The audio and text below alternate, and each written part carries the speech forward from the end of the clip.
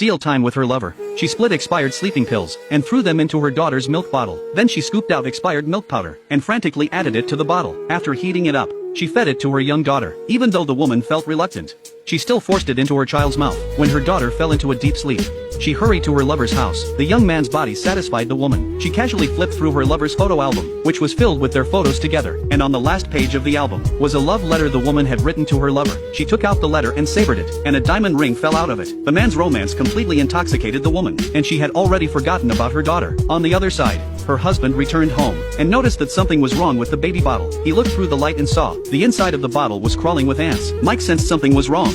He rushed to his daughter's bedside, touched the child's forehead, and found it was hot. The man panicked and rushed his daughter to the hospital. The doctor examined the infant and found it wasn't as simple as expired formula. To confirm the cause, blood tests were needed. Watching the needle pierce her daughter's small hand, Mike gently patted his daughter to comfort her. His wife was completely unaware of this. She was having a date with her lover at a bar and had him take her to his place. Mike stayed by the hospital bed all night. The doctor told him they had detected traces of sleeping pills. He couldn't understand why his wife would do such a thing. When he opened the door, he suddenly understood. Mike used to be a bank manager, but he was laid off due to the financial crisis. Since he hadn't found a new job yet, Mike had to stay home as a full-time house husband and began to take care of his daughter full-time. Besides cooking and looking for a job, his only pastime was reading novels. However, compared to Mike's misfortune, his wife was doing much better. Relying on her husband's severance pay, she opened a foreign language training school. She soon grew tired of her husband. One day, while Mike was watching TV, the phone rang, but there was no sound on the other end. He thought it was a prank call from a mischievous child. Later that evening, the phone rang again, but there was still no sound on the other end. The man suspected the phone was malfunctioning,